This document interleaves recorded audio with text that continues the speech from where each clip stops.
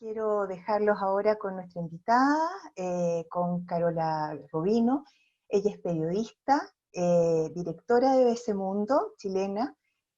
Trabajó hace mucho tiempo en la revista Hoy, en el diario La Época, y ya lleva más de 10 años en Inglaterra, donde ha desempeñado diversas funciones en BBC Mundo hasta llegar al cargo que ocupa hoy día. Muchas gracias, Carolina, por estar con nosotros.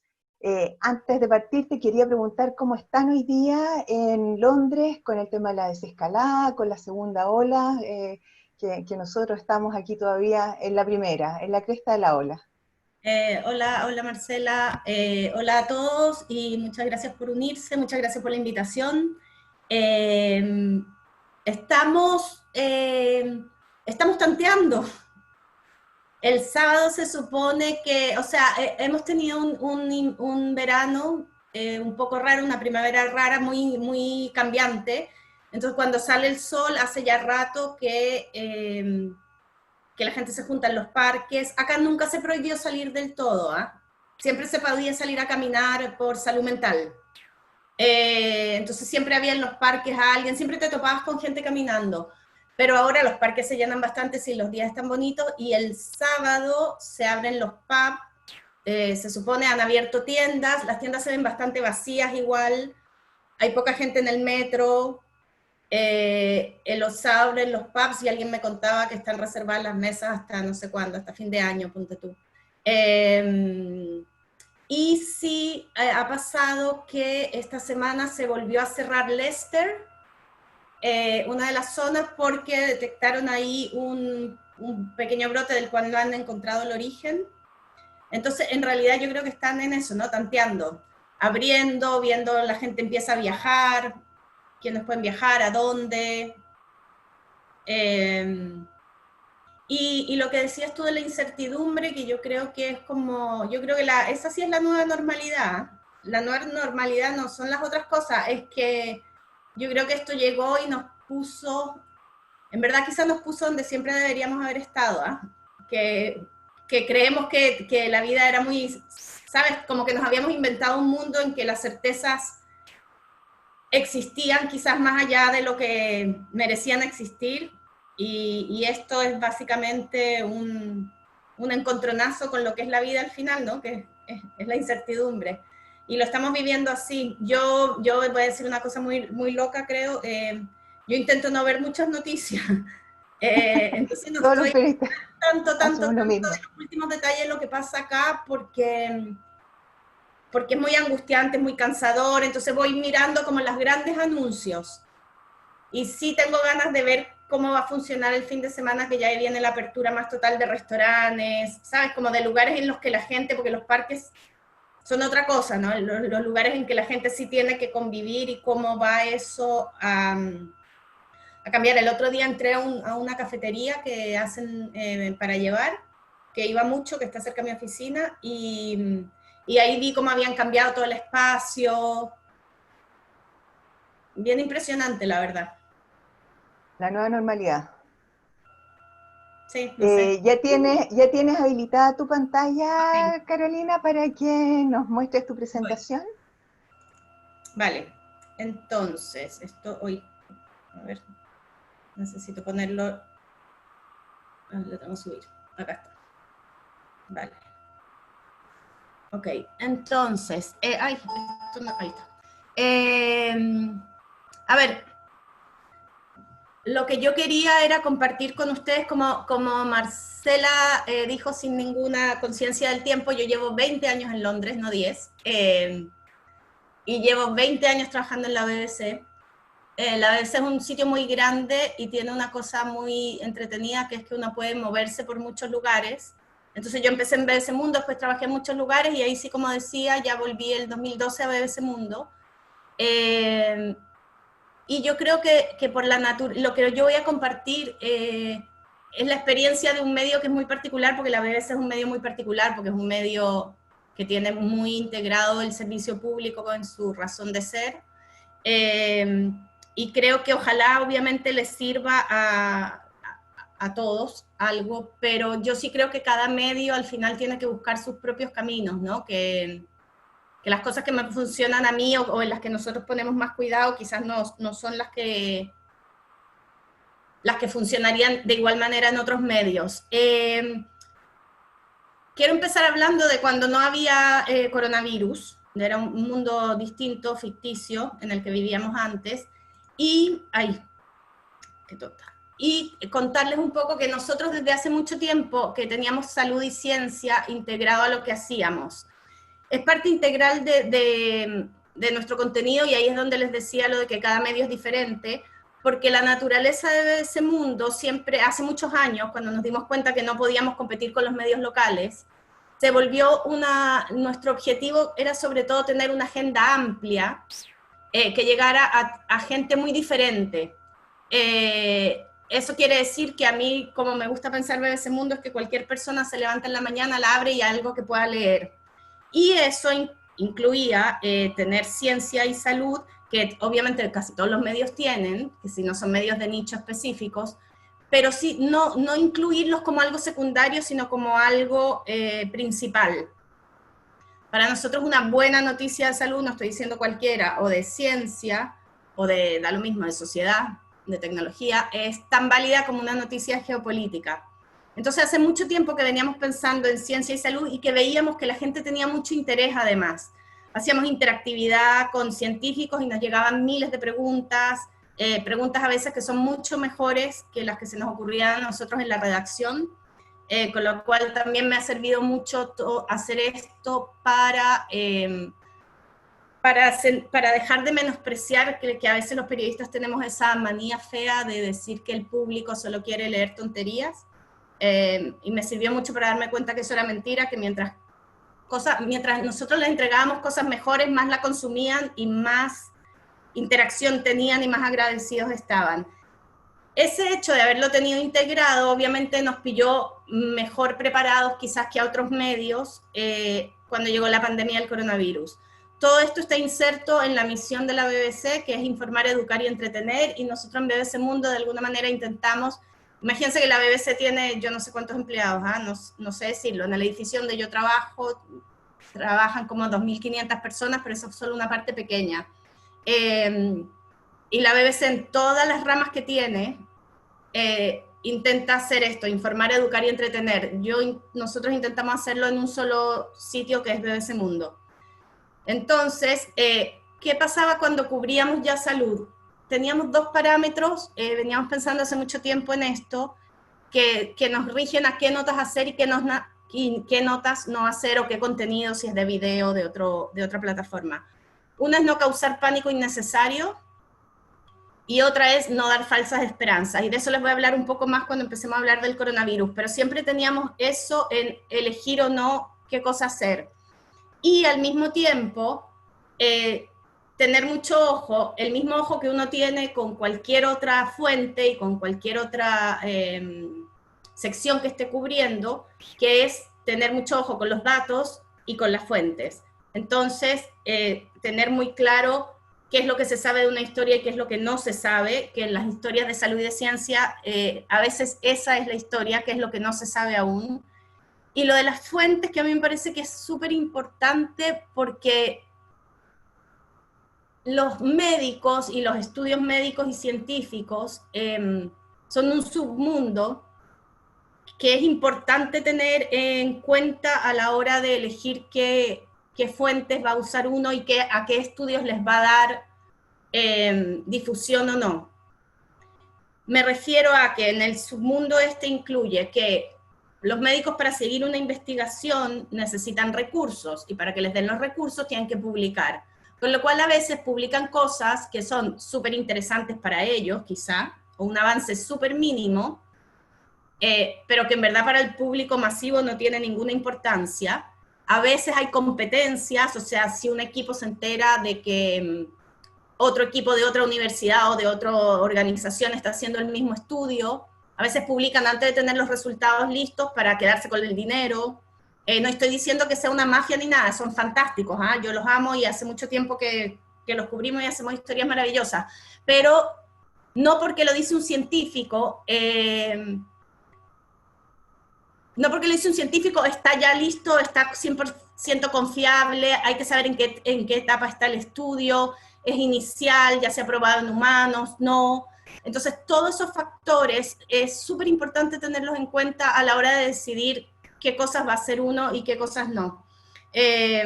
Los científicos, y esto los mismos científicos lo dicen, y cuando uno habla con buenos científicos te lo dicen, ¿no? O sea, evidentemente, como cambiar, convertirlos en dioses de la verdad es súper peligroso, porque, y de nuevo, volviendo a lo que decías tú, Marcela, porque los científicos trabajan precisamente con la incertidumbre, ¿no? Ellos a veces se demoran años en hacer un pequeño avance, y los periodistas y los seres humanos en general queremos certezas, y entonces nos podemos equivocar, y ahí es donde el qué es lo que no se sabe pasa a ser una parte muy importante de lo que a veces uno cubre en salud. Bueno, en eso estábamos haciendo temas de salud, pero también pasaban muchas otras cosas cuando se habló del coronavirus, empezaron los primeros indicios del coronavirus, que no me recuerdo bien en qué fecha fue. Fue a fines del año pasado cuando lo escuchamos por primera vez en la redacción, de eso sí me acuerdo. Y lo que hicimos, decían que había una infección que tenía preocupada la OMS en China, pero no se sabía mucho más.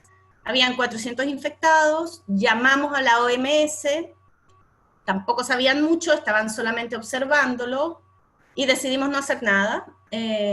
Y todavía a mí me parece que estuvo bien no hacer nada porque entre las cosas que hacemos nosotros y otros medios pueden tener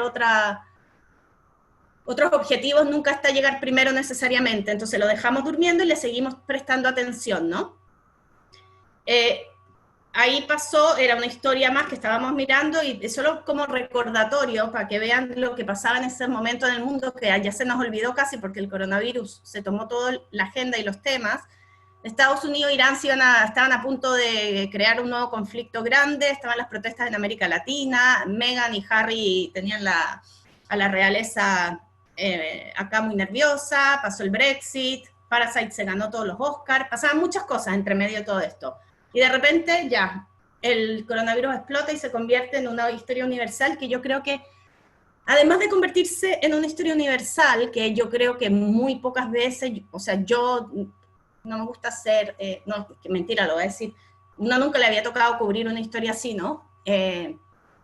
Nosotros mi generación, y saludos a los que están ahí de mi curso, de periodismo, sí, alcanzamos a cubrir el referendo, había cosas, hemos cubierto cosas importantes, ¿no? El 11 de septiembre han pasado, los ataques de París, yo qué sé, uno cubre cosas que son muy relevantes, pero una cosa que englobe hacia a la humanidad, que nos tenga como nos tiene, y que además la información que uno difunde puede hacer una diferencia entre la vida o la muerte, te pone en una perspectiva distinta a la hora de tomar las decisiones en la redacción. No es que antes no hubiese esto con las historias de salud o con otras historias, o con las historias incluso políticas o económicas, pero ahora es en una magnitud que no habíamos tenido antes, ¿no? Y el comienzo de la cobertura fue más o menos simple. Nosotros, en términos de agarrarnos a lo de la BBC, era informar, pero sobre todo educar, ¿no? En esos momentos, al comienzo, lo más importante era que la gente entendiera cuáles eran los síntomas, las formas de contagio y de protección, por ejemplo. Todo esto que yo estoy haciendo ahora, uno lo hace mirando para atrás, ¿no? Pero cuando te están pasando todas estas cosas, uno no lo tiene tan claro. Pensemos que ahora sabemos mucho más del coronavirus, pero al comienzo no se sabía casi nada, y no fue hasta que llegó a Italia y a España, yo creo, que nos golpeó realmente, que estaba muy cerca ya de nuestra puerta. Y lo que fue pasando es que a medida que fueron pasando más cosas y se fue expandiendo por el mundo, empezó a haber demasiada información, ¿no? Que ya es algo que yo creo que ya pasa mucho sin coronavirus, pero con el coronavirus era mucha la información, el deseo de consumo y de entender la enfermedad era muy alto. Nosotros, yo creo que esto le pasó a todos los medios serios, y que fue algo muy bueno, de alguna manera, porque contrarrestó un poco a las redes sociales, después voy a hablar un poquito de eso, con toda esta información, de nuevo uno piensa, ¿qué hacemos? ¿Qué elegimos?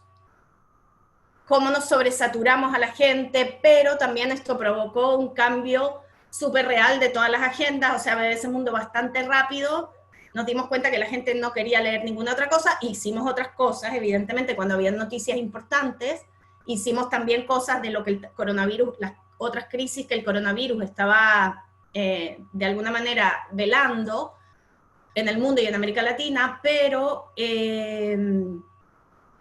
sí se tomó toda la redacción y ahí tenéis, o sea, toda la gente que, no, gente que nunca había hecho antes salud, aunque nosotros teníamos un proceso de rotación, toda la redacción y lo único que pensábamos y escribíamos y hacíamos videos era sobre el coronavirus.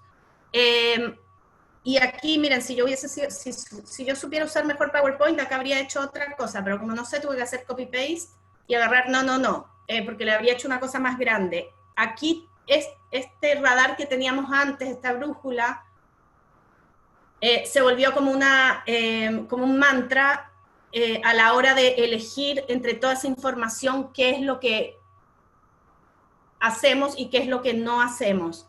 Cuando me refiero a el nivel de desinformación era enorme. Entonces, por ejemplo, pánico innecesario, empezaban a llegar a la redacción muchas ideas sobre las otras bacterias que hay cuando tocas una mesa, los virus que andan dando vuelta por no sé, y yo, pero es que hemos vivido toda una vida con las bacterias ahí, hemos hecho notas en el pasado, ¿de verdad ahora queremos hacer eso? Ya tenemos bastante con el coronavirus, entonces no lo íbamos haciendo. Con la falsa esperanza, todo lo de las vacunas, que ha sido todo un tema, y voy a contar aquí una en el chat, de hecho, de la Universidad de Periodismo, en el chat en que muchos, Marcela y yo a veces participamos también, hubo un minuto que a mí me impresionó mucho porque dije, Dios, el nivel de desinformación y de ansiedad y de, obviamente, que teníamos todos y que tenemos porque se encuentre una solución, una vacuna, un remedio. Alguien puso una cosa que decía que ponía algo como buenas noticias, encontraron una vacuna, va a estar lista en 3 semanas, en 2 horas te quita todos los síntomas. Y para mí, y yo decía, wow, y hubo gente que les parecía que sí, que podía ser, porque está metido un médico francés que lleva mucho tiempo trabajando en esto.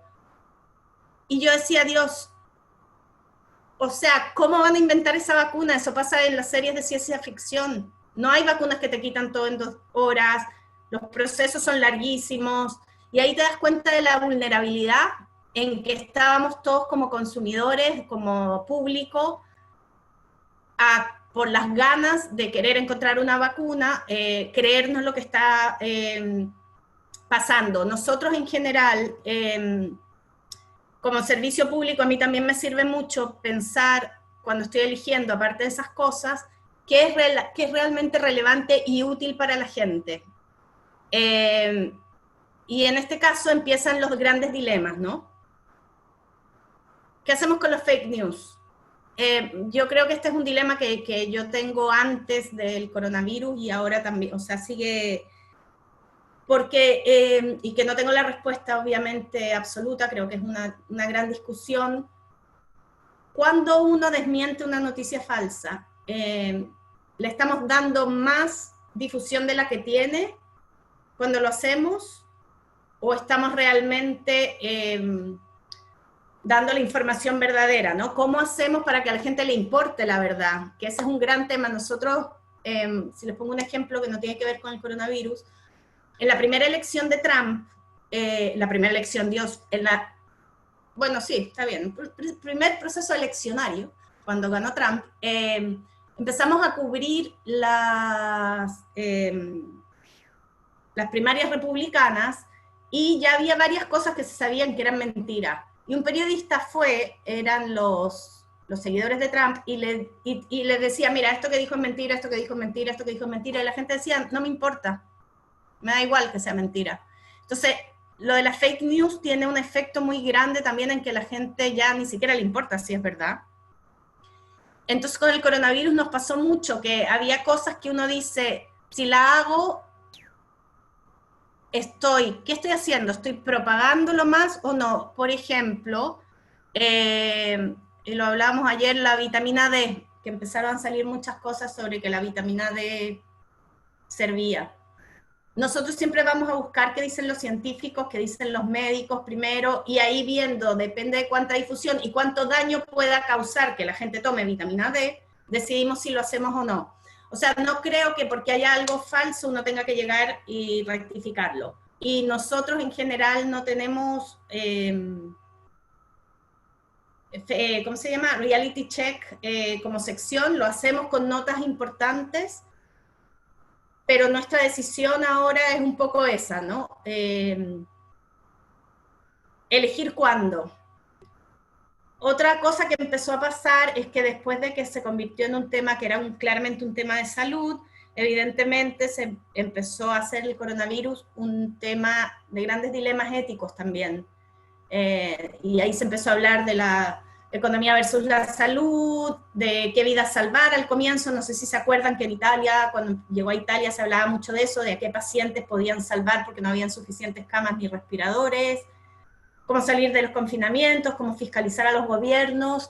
Y ahí sí, esto a mí me sirvió un montón porque yo creo que BBC Mundo a veces hace muy pocas entrevistas y creo que las entrevistas cuando son buenas y con gente que sabe de su tema son una gran forma de comunicar ideas y datos. Y nos pasó que empezamos a hablar con un montón de expertos y las entrevistas han sido una de las grandes vías de comunicación. Creo que ha sido fantástico cómo los científicos han ido apareciendo por sobre los políticos muchas veces. Creo que hay muchos científicos que han hecho un gran esfuerzo en los últimos años por bajarse del pedestal en que estaban antes y que no se les entendía nada de lo que hablaban. Y se han vuelto comunicadores también, y esa gente ha resultado vital, me parece, darles voz en poner en contexto la crisis del coronavirus y todo lo que implica en las vidas que tenemos y en el mundo al final que queremos crear, ¿no? Ha sido una súper buena pausa de reflexionar sin toda la carga política que tiene a veces reflexionar sobre cualquier cosa, sobre el capitalismo, sobre cómo llegamos aquí. Hay una nota fabulosa que hicimos nosotros, que es muy triste, de hecho, de cómo Occidente se perdió la oportunidad de tener una vacuna, porque después de las últimas epidemias que hubo, empezaron a desarrollar una vacuna y después por falta de recursos la tuvieron que parar, que era una vacuna para otro coronavirus, que no necesariamente habría funcionado para este, pero evidentemente habríamos estado más adelantados. Entonces, darle la voz a todos esos científicos también me parece que es súper importante hacerlo en medios que como BBC Mundo, y más, al final les voy a decir una cosita de esto, tienen vocación masiva. Es fantástico que no sea solamente en medios especializados y que no sea solamente en un suplemento, ¿no? Sino que abrir las páginas, darles el espacio que se merecen en este momento. Otro de los grandes dilemas y uno de los más complicados ha sido cómo leer los números. Y yo creo que se sigue. Lo de leer los números ha sido un gran desafío para los periodistas, yo creo que para los científicos también, porque ya sabemos, ¿no? Yo creo que, a ver, una es por manipulación, sin duda, ahora. Al comienzo fue también por falta de entender cómo diablos se contaba esto, por no entender, no saber muchas cosas del virus, pero periodísticamente ha sido muy complicado por esa cosa que nos gusta de nosotros de tener certezas, ¿no?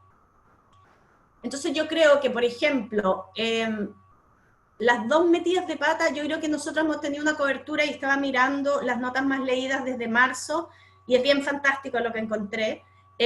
Pero hay dos grandes metidas de pata, me parece, y las dos tienen que ver con números.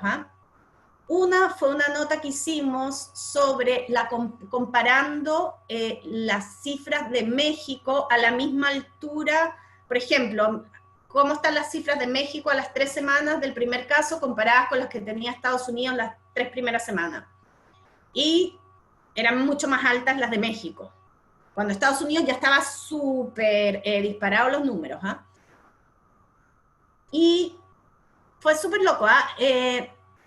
Ya ahí habíamos dicho, está bien que comparemos, no está bien, pero al final la hicimos. Y nos llegó una queja de la UNAM, que al final el científico de la UNAM tampoco tenía razón, porque llamamos a muchas partes, hablamos con mucha gente tratando de entender lo que él estaba diciendo y si estaba mal lo que nosotros habíamos hecho. Entonces, en teoría no estaba mal, porque estábamos haciendo una comparación de peras con peras. Bien, pero el gran error periodístico que cometimos fue que todas las entrevistas que hicimos eran entrevistas en que nosotros le preguntábamos a los expertos sobre México. Toda la comparación la hicimos nosotros en la redacción, sin preguntarle nunca a un experto si esa comparación que estábamos haciendo, que era lógica, tenía algún sentido. No tengo idea si al final nos va a dar la razón que México va a tener más muertos que Estados Unidos, porque lo de México, de cómo se cuenta, es un desastre. Pero sí creo que fue un error nuestro súper grande haber hecho eso. Porque ahí creamos un pánico también entre los mexicanos que no hacía falta, porque tampoco teníamos ninguna certeza de que fuese así. Y lo otro que hicimos, que tampoco tengo la respuesta del todo, porque el artículo, y cuando lo leímos en ese momento, hacía sentido en ese momento y decía mucho que esto podía cambiar, es el que hicimos de Chile, que no sé si lo vieron. Hicimos un artículo bastante al comienzo, donde Chile, comparado con otros países de la región y sobre todo de Sudamérica, tenía una tasa de contagio muy baja y de mortalidad sobre todo muy baja.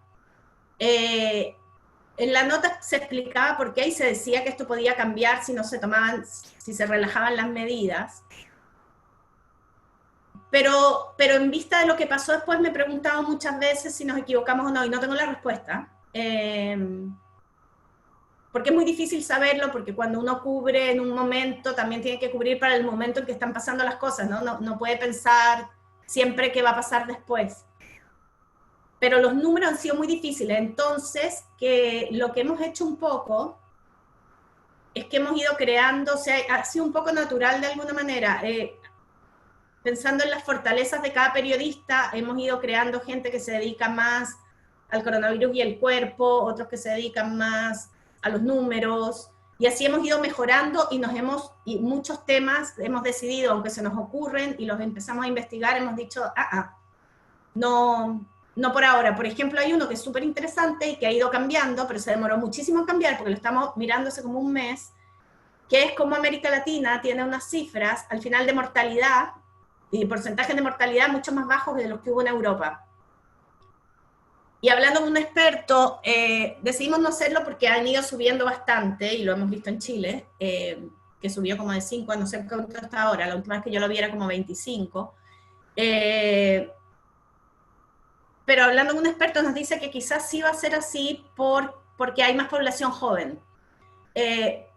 Pero bueno, hemos ido aprendiendo en el camino también. Era imposible predecir que nos iba a pasar todo esto y que íbamos a tener que saber cómo manejarlo. Y lo otro es lo de las proyecciones, que también nosotros, esto es pensar un poco, cuando se empiezan a acabar los temas, ¿sabes? En un momento se acabaron un poco los temas de los del comienzo, ¿no? Ya todos más o menos sabíamos cómo contagiarnos, cómo hacernos las máscaras, cómo cuidarnos, más o menos cuántos proyectos de vacuna hay, no sé qué. Entonces empezamos a proyectar, ¿cómo va a ser el mundo del futuro? ¿Cómo va a ser esto? Y entre esas cosas, hay cosas que son positivas o entretenidas incluso de poder, que son más elucubraciones, pero también hay unas cosas espantosas, que son todas las proyecciones económicas, que además no sé por qué los organismos internacionales no se ponen de acuerdo, o sea, sí sé, porque si no tendría sentido que existieran todos, pero una semana que era terrorífica, o sea, aparecía el FMI, el Banco Mundial, la CEPAL, el otro, todos diciendo, viene lo peor, va a ser espantoso, va a ser espantoso. Y llega un minuto en que decís, a ver, paremos. ¿Cuántas veces le podemos decir esto a la gente? Se lo tenemos que decir, pero si se lo decimos sin contexto, ¿tiene sentido? Y yo creo que no tiene sentido. Entonces llegó un momento que dijimos, ya, esta es la última proyección, o hacemos una semanal con todos los organismos que lo dicen, o buscamos cómo hacerlo de otra manera. Entonces una sí es como obviamente la proyección y lo que eso puede significar, pero también mirar para atrás, ver otras crisis económicas gigantes que hay, cómo han salido. Ahí estaba viendo el otro día una cosa que entre las no sé cuántas, eran más de 100 recesiones que se contabilizaban. El coronavirus se proyecta que es la cuarta, ni siquiera es la primera. Buscar ejemplos de cómo se salen, ¿sabes? No tirarnos todo a hacer porque además no sabemos, porque lo que pasa cuando uno trata de hacer futurología es que cree que el mundo es lineal. Entonces, si esto pasa hoy así, mañana va a ser así, pero eso es mentira, porque entre medio pasan un montón de cosas que cambian el mañana. Entonces, también cómo cuidar eso me parece que es un gran dilema y es interesante. Las lecciones, les iba a hablar de qué es lo que hemos aprendido. Más o menos les he dicho algunas cosas, pero hemos aprendido, yo he aprendido, o más bien he confirmado que yo creo que las noticias sin contexto no han muerto, pero deberían morir. La sobreinformación que hay es terrorífica. Creo que, o sea, no creo que debería morir del todo, pero eso lo cubren tan fácil las redes sociales, Twitter, no sé qué, que nosotros nos deberíamos dedicar realmente a dar contexto y a explicar el mundo. Si me dejaran, yo creo que las noticias 24/7 deberían morir. Ni siquiera yo puedo consumir todo lo que produce solo BBC Mundo. Imagínense. O sea, es una cosa... creo que es súper importante mantener después del coronavirus la voz de otra gente en los medios grandes. Creo que los medios grandes nos beneficiamos mucho de que la gente de verdad necesitaba noticias que le dieran confianza. BBC Mundo creció muchísimo en abril y mayo, marzo, abril y mayo. Ahora estamos bajando ya un poco, pero bueno, me parece que es normal, y la BBC, como en inglés, la BBC total, hubo solo días que tenía 60 millones de usuarios. Era una cosa impresionante. Y creo que eso es una gran responsabilidad, ¿no? Cómo seguir al final informando y educando a la gente de una manera que además sea entretenida, de cómo les hacemos estos temas entretenidos. Y entretenidos me refiero a menos de leer, a fáciles de leer. A mí a veces la gente me dice que eso no es tan importante y yo le digo, pero yo me pregunto, ¿a ti te gusta aburrirte? Porque a mí no me gusta. Entonces, ¿cómo hacemos para que todo esto nos dé un impulso para seguir haciendo cosas mejores? Nosotros aprendimos varias cosas a nivel de redacción que fueron muy interesantes. Una es que, les voy a poner un solo ejemplo, había algo, yo empecé a preguntar, ahora estamos trabajando 5 personas en la redacción, el resto en sus casas. Somos en general en la redacción unos 18, 15, y en la de Londres, y porque tenemos una oficina en Miami. Y entonces yo empecé a preguntarme, con esto de estar separados, ¿por qué hacíamos las cosas como las hacíamos? Y encontré unas respuestas maravillosas. Uno se inventa unas cosas de por qué las hace así, maravillosas. Y ahora una cosa que nos demorábamos todo el día en hacer, nos demoramos solo 5 minutos, porque nos dimos cuenta que la estábamos haciendo 2 veces. Entonces también ha sido una oportunidad súper grande para frenar y pensar qué quieres hacer y cómo seguir. Y yo sí creo que la gente, mi experiencia ahora en este momento es que la gente quiere leer cosas que les sean realmente relevantes.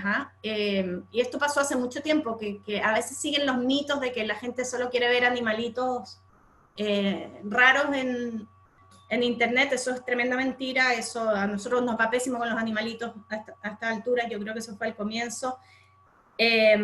Y cuando yo digo la gente, porque esto es una cosa que les iba a hablar de la audiencia bien corto, yo creo que con los fake news y con la llegada que tienen las redes sociales, el hecho de convertirse en medios masivos es súper importante, porque no sacamos nada con ser medios muy pequeños, que digamos la verdad, si la mayoría no le llega la información a la mayoría. Y aprender del público es una de las grandes ventajas que tiene el periodismo digital. Yo me puse a mirar, no sé cómo lo puedo encontrar, pero yo me puse a mirar, preparándome para esto, cuáles eran las notas más leídas que hemos tenido desde marzo. Porque ahí es donde uno aprende muchas cosas, ¿no? El mapa que muestra los infectados y muertos, que tiene 12 millones de views más o menos, lo de los muertos en Italia, el pueblo de Italia que logró parar, los síntomas del coronavirus, una entrevista ante la amenaza de la extinción, cuándo terminará el brote, qué le hace el COVID a tu cuerpo, en fin, que hay un montón de temas que creo que hacen pensar, y que lo han leído mucha gente, ¿no? Que te hacen pensar cómo hacer, qué es lo que podemos aprender nosotros de la audiencia. Y yo soy una fan de mirar los números, no para hacer lo que la audiencia quiere necesariamente, pero es que la audiencia a veces quiere cosas que son bien fantásticas. Y porque si a mí me parece que algo es relevante y no logro hacérselo llegar a la audiencia, creo que es mi trabajo como periodista hacérselo relevante a ellos. No es problema de la audiencia necesariamente que no lo encuentre relevante. Y que me gusta mucho hacerlo, ¡ay, me salió mal, qué pena! No se los puedo hacer porque me salió mal. Bueno, nada, no importa. Ok. Una de las cosas que hacemos en BBC Mundo mucho y que causa a veces bastante polémica y a veces lo hacemos bien y a veces lo hacemos mal, obviamente, son los títulos. Entonces yo en este mundo de sobreinformación siempre le digo a la gente, si estas flores fueran títulos, ¿cómo eliges una? Y en esa competencia de tratar de hacer que tu título sea una flor roja en vez de amarilla, y que obviamente no sea mejor que el contenido, descubres muchos temas buenos porque te estás tratando de diferenciar del otro. Y al hacer eso, piensas en cosas que no piensan otros medios necesariamente. Y yo creo que cualquier ejercicio que tenga esto y que le lleve a la gente una cosa que no sea la repetición y el eco y el ruido que a veces hacemos, siempre es un plus. Y ya está. El título no puede ser mejor que el contenido. Listo. Acabó. Marcela. Sí, lo vi. Gracias, Carola. Oye, muy ilustrativa tu charla, tenemos varias preguntas, por eso te decía que ya estábamos con los tiempos porque nos han escrito bastante. Quiero aprovechar, bueno, de hacer un saludo. Efectivamente, nosotras fuimos compañeras hace algunos años, muy pocos en mi cabeza, varios más parece para la Carola. Me acuerdo ahí de los paseos en el Campus Oriente. Quiero mandar un saludo también a las autoridades de nuestra facultad que nos están acompañando, a nuestra decana Carolina Mardones, que te manda muchos saludos, a nuestras directoras de Concepción y de Santiago, a Karin Galvez y a Alejandra Wett, a nuestros exalumnos que nos acompañan, hay estudiantes nuestros de periodismo que también están en este Zoom. También tenemos nuestros profesores y hay académicos de varias universidades también a los que agradecemos que nos estén acompañando, así como algunos funcionarios del área de la salud, a los que también saludamos especialmente. Tenemos, como te digo, varias preguntas.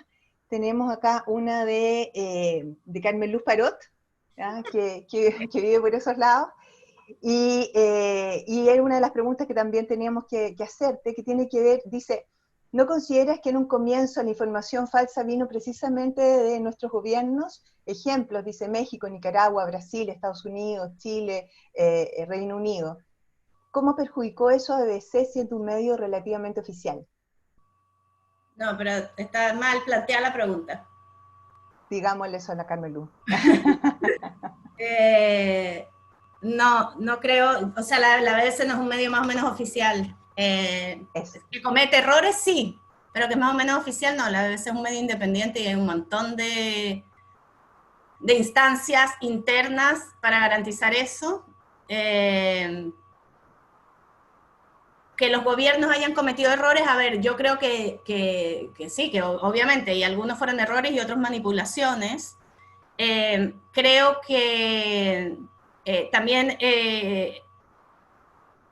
yo sí hay algo que no quería hacer en el momento en que empezó esto, era política y primera ministra o presidenta de ningún país, porque sí creo que esto los tomó a todos de una manera, o sea, creo que la única que quizás salió bien para es la primera ministra de Nueva Zelanda, pero porque también es una mujer muy especial y tiene un país con muy poca densidad de población.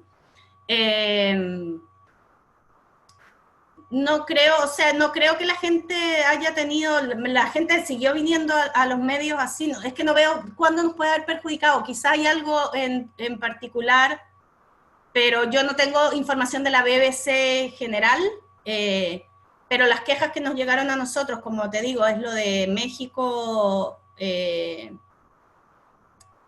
en la Big Picture, creo que la mayoría de la gente agradeció mucho la información que se dio y yo creo que meterse a convertir el tema solo en ese momento en un tema político habría sido un error. Yo creo que uno hizo las cosas políticas, pero yo creo que lo más importante para la gente era tener hechos, facts sobre el coronavirus. Las manipulaciones que han hecho los gobiernos en la desesperación. El otro día entrevisté a un escritor colombiano que decía que este proceso era imposible para los políticos porque no pueden ganar.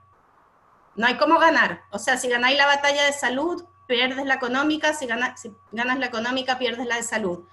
Entonces están metidos en un enrobo, en un problema gigantesco. Creo que tienen gran responsabilidad en algunas cosas, algunos. Creo que algunos de verdad tomaron malas decisiones porque pensaron, porque no se lo tomaron en serio, como Bolsonaro. Acá también hubo al comienzo un poco de eso, y después no quieren aflojar la cosa política, ¿no? Pero en la cobertura de la BBC, como te digo, yo, uno, que no trato de no ver demasiado, porque además no tengo tiempo, ¿eh? Ya con lo que hago para mí no y creo que, por ejemplo, BBC Brasil con lo de Bolsonaro, y nosotros cuando hemos cubierto eso, uno puede ser lo duro que tiene que ser y refutarlos. Yo creo que en este caso tenía mucho más sentido refutarlos con hechos científicos que hacer la pelea política. Y yo creo que eso sí se ha hecho súper bien. Me parece que esa fue la gran lección en un comienzo, que los científicos callaron a los políticos. Me parece que eso ha sido súper interesante. BBC Brasil, por ejemplo, yo no sé si a ustedes les pasa en Chile, en BBC Mundo sí pasa, que es muy alucinante que las noticias de Brasil no les importa América Latina, y viceversa, a Brasil no les importa las de del resto de América Latina. Entonces nosotros hemos cubierto muchas cosas de Bolsonaro, y siempre estamos mirando el tema político también, ¿no? Ahora estamos haciendo una nota comparando a Bolsonaro y Trump y sus caminos con esto, pero no creo, o sea, no creo que a la BBC le haya perjudicado nada. Como decía, había 60 millones de personas mirando, y los briefs de la BBC han sido un sitio de información súper importante para el país, y creo que por el contrario, en este momento es cuando se vio qué significa la BBC en Reino Unido. O sea, aquí esto es la reina, el NHS, la BBC. Con todas las críticas y las miles que hago yo también, lo que pasa es que no lo voy a hacer en público, porque eso lo hago adentro. Las miles de críticas que uno puede tener, es una institución súper importante que en un momento así saca lo mejor de sí. Y les voy a contar muy corto un programa que vi el domingo en la BBC que me dejó muy impresionada, que lloré mucho y lo encontré una maravilla y dije, esto es la BBC en su máximo esplendor. Hicieron un programa que lo conduce un músico, que eligió 3 personas, no vi el comienzo, entonces esto es lo que vi. Eligió 3 personas, una enfermera, una doctora joven, acá les dicen doctor junior, y un tipo que trabajaba cuidando de enfermos con demencia en un hogar. Y los invitó a escribir canciones sobre sus experiencias. Escribieron las letras, él les puso la música, ensayaban, todo ahí, toda distancia. Y al final, como no podían cantar en público, el chico que trabajaba en la cosa con demencia la cantó en frente de su papá y de su hermano, bueno, y de todo el país a través de la tele, digamos, obvio, pero en vivo, y las chicas, cada una en su hospital, la cantó al frente de 3 pacientes. Las canciones eran maravillosas, lo más emocionantes que hay. Yo lloré como una loca y dije, yes, this is it. Inspiring, súper inspirador. Ya. Sí, oye, tenemos una pregunta aquí de Miriam Ruiz, que es profesora nuestra de la facultad, y dice, el educar es una misión tradicional del periodismo, pero los medios masivos parecían haberlo olvidado en el último tiempo. ¿Crees que de hoy en adelante los medios deben recuperar esa misión? BBC la tiene por ser un medio público, pero no es lo general.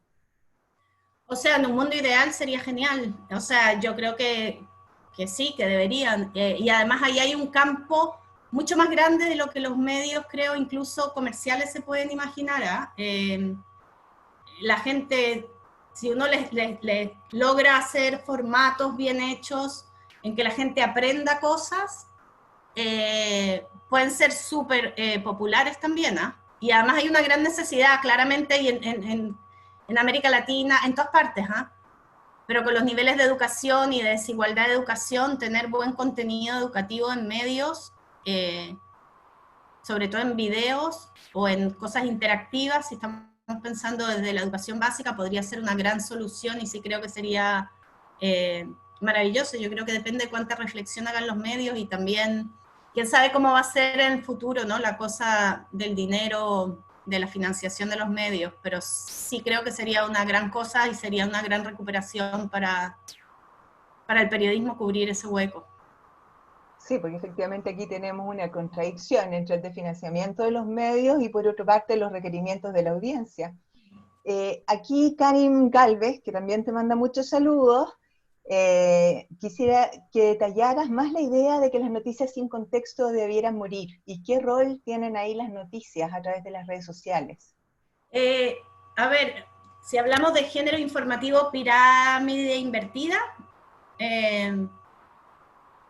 o sea, lo más básico, creo que le deberíamos dedicar muy poco tiempo, eso es a lo que me refiero.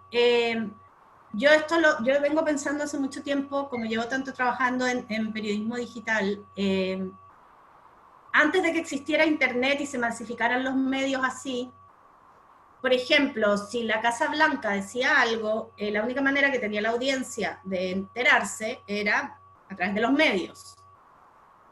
Ahora, la Casa Blanca tiene una página web donde cada uno puede ir a mirar lo que le da la gana y entonces todo lo que dice Trump no es noticia. Nosotros se lo hacemos noticia. O sea, si hacemos un análisis de lo que pasó en las elecciones pasadas, Trump era un genio. Todos los días estaba en los medios en la primera plana, un genio, haciendo no noticia.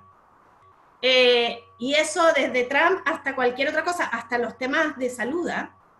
O sea, hay temas de salud que también lo que están buscando es el dinero y entonces tenemos que ver nosotros si lo queremos publicar o no. Entonces creo, pero en la noticia pura y dura, yo me di cuenta, mira, nosotros teníamos una sección hace tiempo en Mundo que se llamaba Últimas Noticias, porque ya llevábamos tiempo haciendo ángulos, pero eran las últimas noticias, y eso nos quitaba 3 periodistas por día, porque era 24/7, nos quitaba 3 periodistas por día y nos ponía una carga enorme de presión y después empezamos a descubrir no se veían nada. Porque ¿qué hacíamos por tener esa cosa de 24/7? Renuncia el subministro de salud de Tanzania. ¿Qué le importa eso a alguien en América Latina? Digo, a no ser que pase algo, entonces como esa fiebre sobreinformativa de un montón de noticias que no tienen contexto ni relevancia para nosotros, a eso es lo que me refiero, a que voy a decir algo que no sé, si, no, de verdad no es, no es en mala, y esto no me ha pasado hace tiempo porque no he leído medios, la última vez que fui a Chile no leí medios, entonces no sé. Pero sí me pasaba cuando iba a veces de acá, que me ponía a leer medios impresos, ¿ah? Y no entendía la noticia, porque no tenía nada de contexto. Y yo, que era chilena, no entendía, y tenía que llamar a amigos y decirle, oye, ¿me explicas? Porque no sé de dónde, por qué están peleando, cuándo empezó. A eso es lo que me refiero con las noticias, la muerte de las noticias, como las noticias sin contexto. Y las noticias por la noticia. Yo creo que en la cosa digital, la ventaja de poder ver qué le llega a la gente y qué no le llega es que antes, nosotros, por ejemplo, los periódicos, te decían cuántos ejemplares se vendían, pero de ahí nosotros no sabíamos si la gente los usaba para madurar las paltas, si leían solo el horóscopo, o realmente era tan importante todo eso que teníamos, ¿no? Y nosotros sí nos fijamos mucho que, y puede ser porque ese mundo es regional y no nacional, por eso digo que lo que yo creo, para mí quizás no funciona en un medio nacional, pero yo sí creo que las noticias sin contexto no aportan nada, las hacemos como periodistas para periodistas, pensando en periodistas, para Twitter, y a mí no me interesa mucho trabajar para periodistas, a mí personalmente, a mí me gusta trabajar para audiencia, y creo que tenemos que tener una responsabilidad mayor de entregarles algo que les sirva y que les sea relevante y que les aporte algo, ¿no? Que aprendan algo de ese contexto de cualquier cosa pequeña. Carolina, tú hablaste dentro de las cosas, en tu presentación, de las cosas que no querían hacer, que no querían causar pánico y no querían generar falsas esperanzas. Sí. ¿Cuál es la política que tiene DDC en relación a los derechos de la personalidad que afectan, por ejemplo, también en este tema del coronavirus, la intimidad, el respeto al dolor, la vida privada? Ahí hay una... A ver, esto no tiene que ver solo con el coronavirus, ¿no? Tiene que ver con los valores editoriales siempre. Hay una serie de factores enormes, o sea, una serie de listas de cosas que hay que cumplir. En este caso, a ver, nosotros siempre lo evitamos, como el default es evitarlo, ¿ok?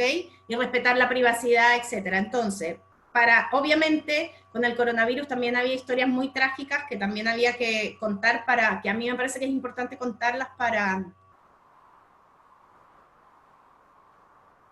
graficar lo que realmente pasa, ¿no? Si uno no muestra nunca una unidad de cuidados intensivos y a la gente que no puede respirar bien con cierta elegancia, uno no se entera bien de lo que está pasando. Pero nosotros sí tenemos que tener mucho cuidado en explicar bien a la gente dónde va a salir, qué va a salir, como dejarle muy claro a lo que se está exponiendo. Las grabaciones, si no podemos grabar a nadie en la BBC para hacer cualquier grabación secreta, si quieres, tienes que pedir un permiso muy alto. Ni siquiera yo lo puedo autorizar en BBC Mundo, yo tengo que referirlo para arriba. Todas las cosas que tienen, que entonces todo muy autorizado, ¿sí? Acordado entre las partes, y el dolor del otro reflejado, a ver, hay muchas cosas que tienen que ver con la dignidad de la persona, ¿sí? Sí.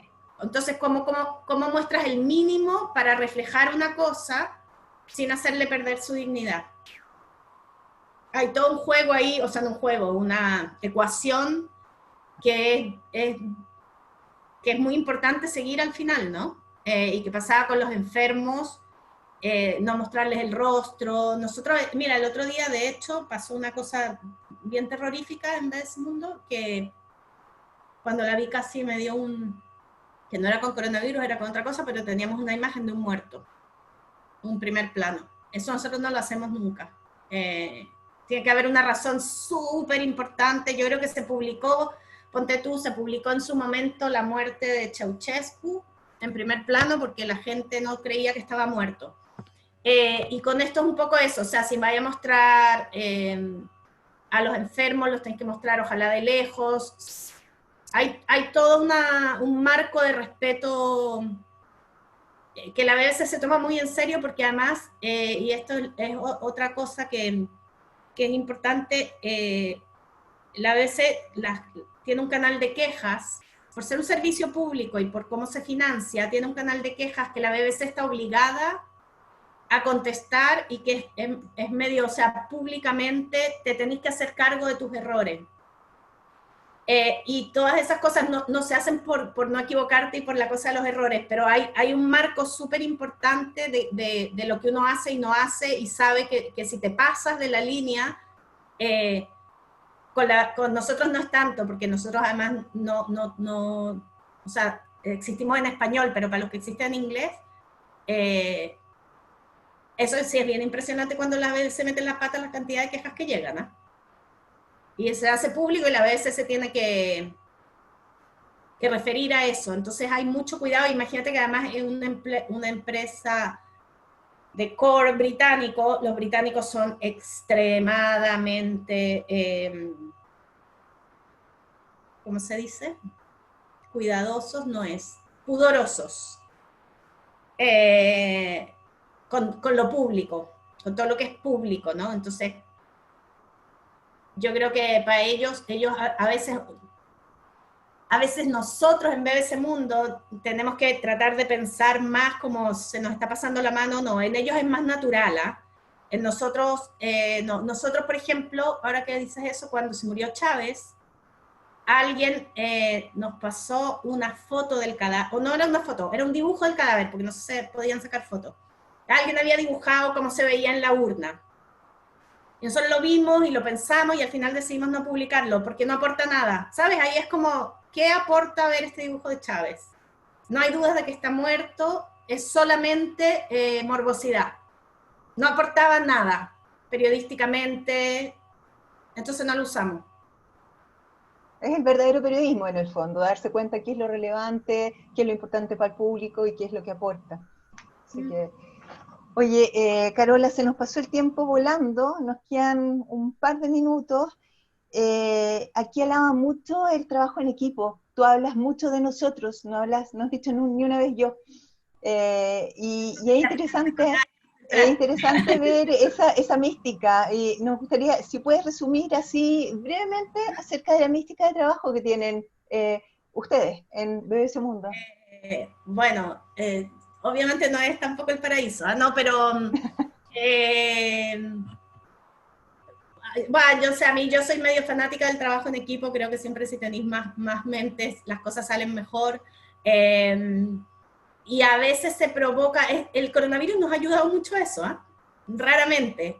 El hecho de estar separados de alguna manera nos ha unido. Nosotros hacemos una reunión todos los días, todo el equipo, todo el mundo puede presentar ideas, siempre estamos pidiendo ideas a todos. Tratamos de que la gente haga ojalá los temas que les son más afines o le gustan más.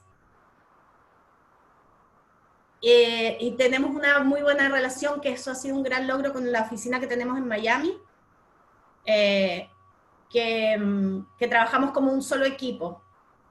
Entonces, todas esas cosas de comunicación que hemos creado creo que ha ayudado mucho a que de alguna manera todos nos sintamos responsables. Hablamos mucho de las cosas que hicimos bien y de las cosas que hacemos mal en las reuniones, hablamos de los errores, hablamos de las cosas que sobresalen, hablamos del tráfico, nos fue bien con esto, no nos fue bien con esto, porque no nos fue bien con esto, que no hicimos bien, y porque también quizás eso es un poco británico de... como hay que, no sé, es una cosa muy buena, hay que ser muy polite y muy educado, y eso te ayuda al final a intentar de no hacer como esto que hiciste tú, porque al final las cosas en verdad las hacemos entre todos. O sea, si yo lo publico, pero alguien que lo leyó no me lo dice, también es su responsabilidad no decírmelo, y del que lo escribió, y del que ¿sabes? Hay mucha cosa que es de que al final la página es de todos, y porque también yo creo que ese mundo ha crecido mucho y nos hemos ido buscando una voz, y en eso hemos estado muchos haciéndolo. Entonces creo que Súper. también eso puede ayudar. Bueno.